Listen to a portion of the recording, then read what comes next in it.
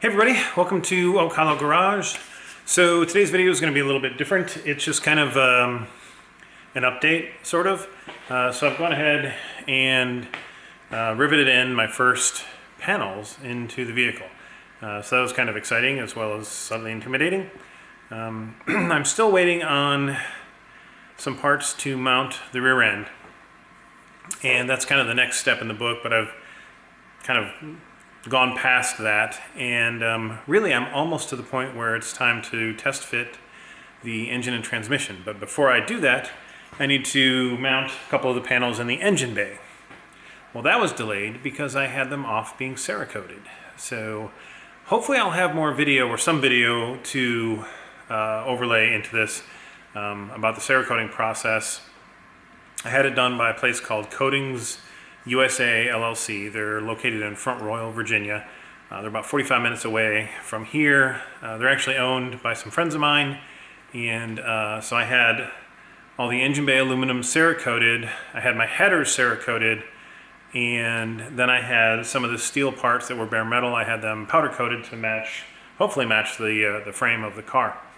But I just got the stuff back today, so I'm really just unwrapping it. But I've unwrapped the first piece, and this is going to be the engine bay color.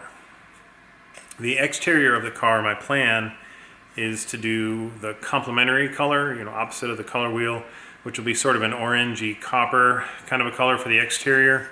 And I think these are going to work super well together. At least that's the hope. But this is your first look at the aluminum for the engine bay. And the Cerakote is just, they did such a phenomenal job. It's just super smooth. The guy who did it, his nickname is Butter, because when he lays down the Cerakoting, it's like butter smooth. So I'm going to go ahead and open a couple of these, and we'll just take a look. But let me take you around a little bit, and I'll show you how I got the parts back from them, and some of the work that I've done on the car. All right, so I'll move y'all in a little bit here. So I've got still some panels that are just placed right now. They're not drilled even yet. They're just in with the Clecos in the mounting spots where Factory 5 did it. But what I mounted was this back piece here. That's mounted and riveted, and then just the floor pan and the side of the tunnel there. So that's all that's permanently mounted. I did that on both sides. So that part is done. I siliconed it in. I bought a black silicone so that if any of it oozes out, it'll kind of match with the frame. At least that's the hope. So that was my plan there, and that seemed to work out pretty well. And there's certainly, a little bit of a, well, this is part of the floor where the seat goes, but it's, certainly much more of a dead sound than, these. So then I'm also going to dynamat everything once we get to that point, and then carpeting, so hopefully it should be fairly nice in there. I think y'all saw that I mounted this recently. I've got my fuel lines started. I still have to find the right size bolt to go in here, because I'm going to mount this here to make that stable. In the meantime, it's just kind of sitting there. So that's where we are. I think I did an overview last time. As far as the rear end goes, I'm still missing the upper link here, and then just mounting bolts to mount my lower control arms in and get that stuff actually on the car. What I'm actually going to do next, though, is I'm going to move the rear end out of the way, and this whole thing, I'm going to move it back some in the garage, because I need room in front here to bring in the engine and transmission to get them installed. So I think I might move the car first and then start attaching the engine bay panels that I need to before I get the motor and transmission in. So that's where that is. And then as far as you probably saw a little bit, when I sent these over to be powder coated, it was just the pile of aluminum. But as they Cerakote them all, they wrap every single one to protect them from scratches. So that's how they all came back. It wasn't super expensive. I don't believe they gave me a discount, like a friends and family kind of a discount, which I wouldn't have assumed. I expected to pay full price. They did give me a military discount because I'm retired military, so that was super nice. I think it was roughly 10%, maybe 5%, whatever. So it cost me $1,800, almost $1,900, for all of the coating to be done. I don't know if that's expensive or cheap in your area, but that's what I paid out here in Northern Virginia. And they did, like I said, well, I've only seen the one panel, but it's just beautiful. I love it. So let's go ahead and we'll open up another panel real quick. It's like Christmas. I'm gonna try to be somewhat careful. I don't want to damage the beautiful job. Oh man, yeah. This is such a nice color. So my wife is an artist, and I just wanted to have these like cleared. So it was going to be stainless steel or aluminum, but just to clear to protect them. And she talked me into doing color. And I was just super nervous about it, like, because this is a color you really can't change. Because once they're mounted, the engine's in, everything, it's just, you're not taking them off to change the color. And so we went back and forth, looked at a bunch of samples. I knew I wanted something sort of in the blue family.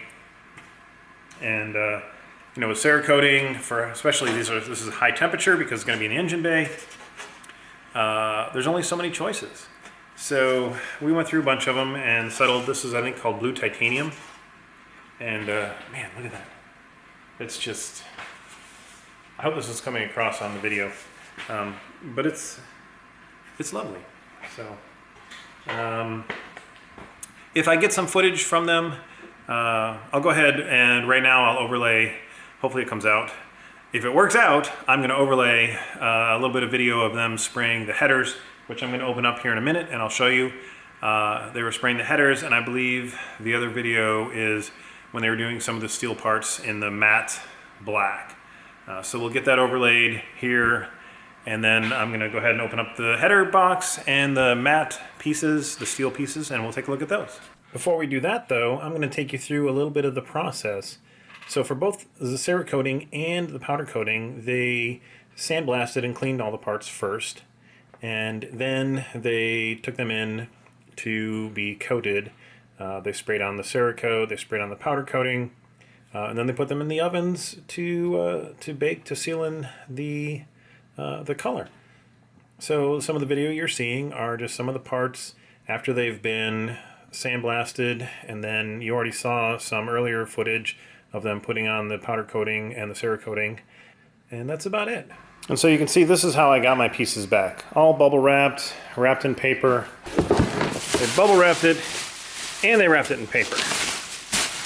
So, let me put you back up on the stand and we'll take a look at this. I think this is one of the door hinges. Oh yeah. Look at that. They did a beautiful, beautiful job. And yeah, it's just a hair darker than the frame, but could be because the frame's dusty. But yeah, just beautiful. So I'm super, super thrilled. Let me set this down, and then we're going to take a quick look at the headers.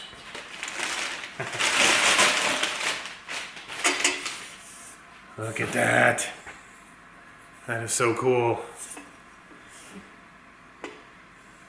It's just awesome. Such a great job. I'm super thrilled. So thanks for tuning in, guys. Next video, I expect, will probably be maybe a time lapse of trying to install the engine and transmission. I'm not really going to video installing the panels. It's pretty straightforward. I mean, just follow the instructions, use silicone, and then rivet. I mean, it's not super technical, so I'm not going to bore you guys with that install.